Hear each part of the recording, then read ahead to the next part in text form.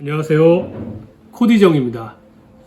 오늘은 매우 특별한 날입니다. 여러분께서 이 영상을 클릭해서 들어오신 까닭은 칸트의 순수 이성 비판, 특히 그 책에 쓰인 선언적 종합 판단의 의미를 알고 싶어서 그런 것 아니겠습니까? 오늘 이 영상을 끝까지 다 들으시면은 이 선언적 종합 판단이 어떤 의미인지, 별거 아니었네. 야, 칸트 할아버지의 이야기를 내가 이해할 수 있겠어. 라는 생각을 하실 수 있으리라 생각을 합니다. 제가 여러 번 지난 영상에서 강조했던 것은 칸트의 철학을 이해하려면 이 문구를 여러분 머릿속에서 먼저 딱 심어 놓으면 좋다라고 했습니다. 순수이성 비판은 형이상학 책입니다. 형이상학으로 도덕 형이상학, 자연 형이상학으로 들어가기 전에 예비 학문으로서 먼저 이것을 검토해야겠다라는 것입니다. 순수 이성 비판. 순수 이성이 하는 비판은 아니고요. 순수 이성을 비판해 보겠다. 순수 이성이 어디까지 알 수 있고 어디까지는 알지 못하는지를 내가 한번 따져보겠다라는 것이 순수 이성 비판이라는 책의 의미입니다.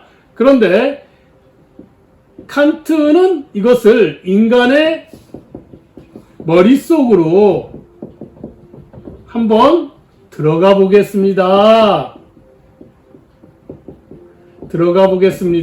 인간의 머릿속으로 들어가 보겠다라는 것입니다. 이것을 알고 있어야만 칸트를 이해하는데 상당히 큰 도움을 얻습니다. 이게 순수 이성 비판에 입문하기 위한 열쇠거든요. 자, 인간의 머리를 한번 열어볼게요. 나의 머리, 여러분의 머리, 우리 인류의 머리입니다. 따라서 나한테도 적용되고 여러분한테도 적용되는 인간의 머릿속. 이 안은 도대체 어떤 일이 벌어지는 것일까요? 하는 것이 순수 이성 비판이라는 책의 개요입니다. 그런데 학문의 분류에는 지난 시간에 여러 번 말씀을 드린 것처럼 대상이 없는 것은 논리학이 있고 대상에 대해서 자연을 대상으로 하는 것은 자연철학이며 인간의 행동을 대상으로 하는 것은 도덕철학이라고 했습니다. 이것은 다시 두 가지로 나뉘고 변화하지 않는 영역과 변화하는 부분이 있습니다. 변화는 인간의 경험입니다. 여러분과 저가 경험이 다르고 생각이 달라지잖아요. 그런데 변화하지 않는 부분이 있고 그 변화하지 않는 부분을 형이상학이라고 했습니다. 이 형이상학으로 들어가기 전에 순수 이성 비판을 해야겠는데 이 순수 이성 비판은 인간의 머릿속으로 들어가는 겁니다. 인간의 머릿속으로 들어가면 반드시 만나는 것이 있습니다. 그것이 바로 논리학입니다. 논리학은 대상을 탐구하지 않습니다. 논리학은 인간의 머릿속 사고 또는 사유, 머릿속 생각이 어떤 형식으로 이루어지는가를 따지는 학문이 논리학입니다. 따라서 칸트의 순수 이성 비판은 형이상학 책임에도 불구하고 인간의 머릿속으로 들어가서 대상을 탐구하기 때문에 이 머릿속에 관한 학문인 논리학을 만날 수밖에 없습니다. 논리학을 만나면 무엇이냐? 선언적 종합판단 등등의 이야기가 나오는 것입니다. 선언적 종합판단을 어떤 학자들은 선천적 종합판단 또는 아프리오리 종합판단이라고 얘기합니다. 아프리오리. 저는 선언적이라는 단어보다는 선천적이라는 단어를 더 좋아합니다.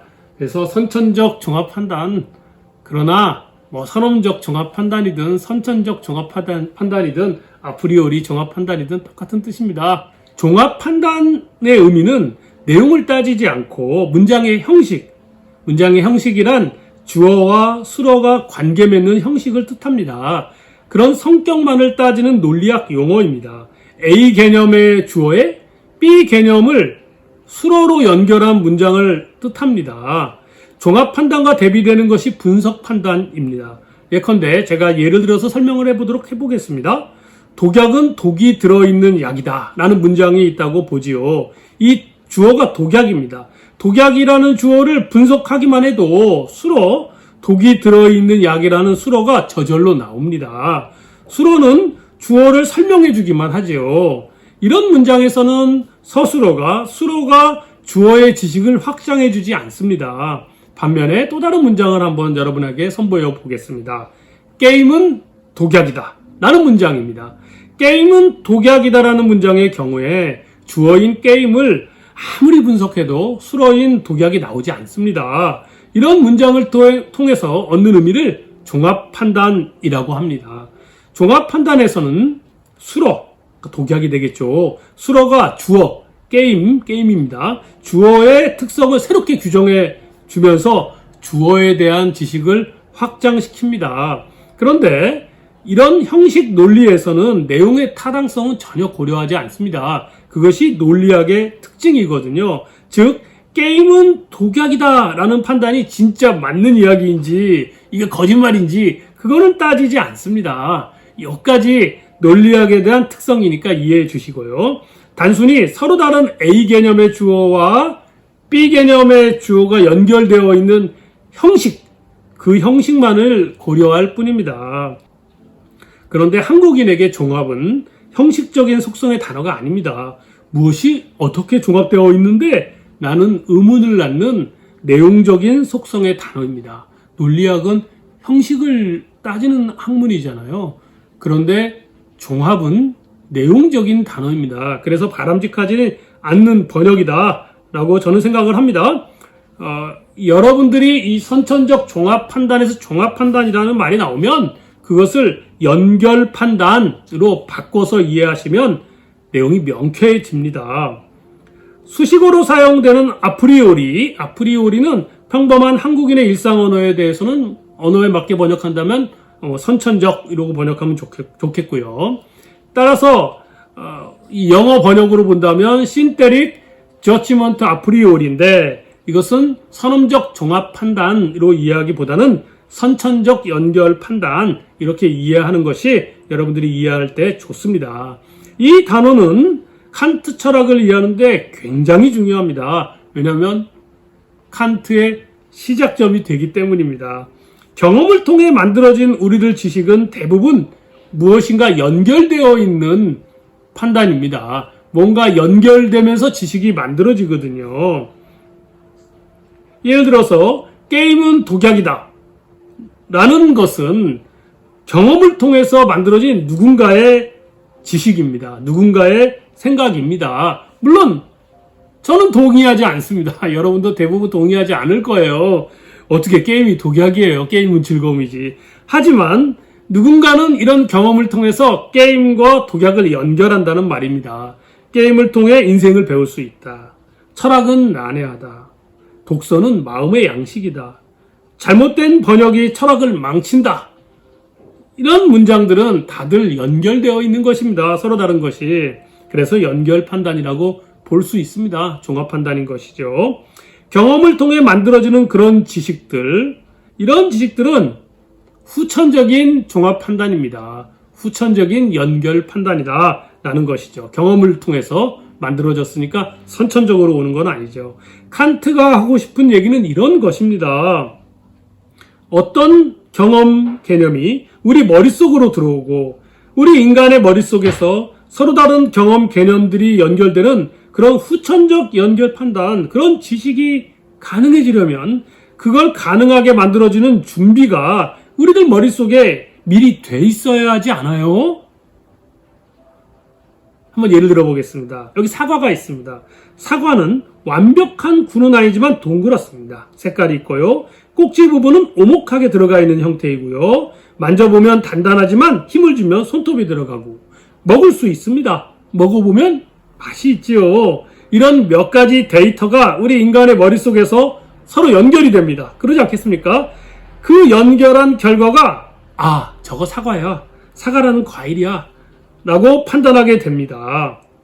그런 판단이 가능하려면 누구에게나 저건 사과야 라고 판단을 할 수 있으려면 그런 누구에게나 그런 머릿속 구조가 형식이 인간의 머릿속에 선천적으로 미리 준비되어 있어야지 않겠습니까?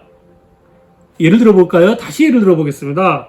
컴퓨터 예를 들어보겠습니다. 여기 데이터를 분석하는 컴퓨터가 있습니다. 이 데이터를 분석하는 컴퓨터에는 그 데이터를 분석할 알고리즘이 있지요. 알고리즘이. 이 알고리즘은 앞으로 입력할 데이터와 무관하게 미리 설치되어 있는 것입니다. 알고리즘이 미리 설치되어 있지 않은 컴퓨터는 없습니다. 컴퓨터에는 데이터를 처리할 알고리즘이라는 형식이 미리 준비되어 있어야 합니다. 인간의 머리에서도 그런 컴퓨터와 같이 경험 데이터가 머릿속에 들어오면 그 경험을 분석할 알고리즘이 경험과 무관하게 경험에 앞서서 미리 있어야만 하지 않을까요? 여러분! 이것이 칸트의 문제의식이었습니다. 컴퓨터에 컴자도 없던 시절에 칸트가 이렇게 생각했다는 것은 인류 철학사를 통틀어서 처음 있는 일이었습니다. 이에 대한 칸트의 답변이 바로 선천적 종합판단, 선험적 종합판단, 선천적 연결 판단이었던 것입니다. 그와 같은 인간의 머릿속 형식을 차례차례 설명하고 논증한 책이 순수이성 비판입니다. 경험과 무관한 그런 형식이 인간의 머릿속에 미리 구성되어 있다는 것입니다. 인간의 머릿속에는 알고리즘들이 서로 연결되어 있다는 것입니다. 그것이 종합적으로 연결되어 있다. 선천적 종합 판단이 그래서 가능한 것이다 라고 칸트는 말합니다. 선천적 종합 판단이란 무엇인가? 먼저 종합 판단을 우리가 이해해야 되겠죠. 저게 무엇이었습니까? 아무것도 아닙니다. A라는 개념과 B라는 개념이 있는데 게임이라는 개념과 독약이라는 개념이 있는데 이거를 연결했다. 이렇게 지식을 연결해서 확장해 주는 걸 종합 판단이라고 합니다. 그런 문장이 있으면 종합 명제라고 부릅니다. 그리고 그런 것이 인간의 머릿속에 경험에 앞서 먼저 있다라는 것입니다. 경험은 데이터고 우리의 내용을, 대상에 대한 우리가 이해하고 아는 내용을 만듭니다. 그렇다면 저건 무엇이겠습니까? 형식입니다. 논리학은 형식만 따지기 때문입니다. 칸트는 형이상학을 연구함에 있어서 대상을 바라보지 않았습니다. 인간의 머릿속으로 들어왔습니다. 인간의 머릿속으로 들어오자마자 논리학을 만납니다. 논리학과 형이상학의 만남, 그것이 칸트의 순수 이성 비판이고 그것은 내용적인 것이 아니라 머릿속의 형식, 어떻게 연결되어 있는데 어떻게 감각하고 이해하고 판단할 때 인간의 머릿속에서 연결되어 있는 것들이 무엇인데 그것을 따지는 것입니다. 이상 칸트의 선험적 종합 판단에 대해서 알아봤습니다. 감사합니다.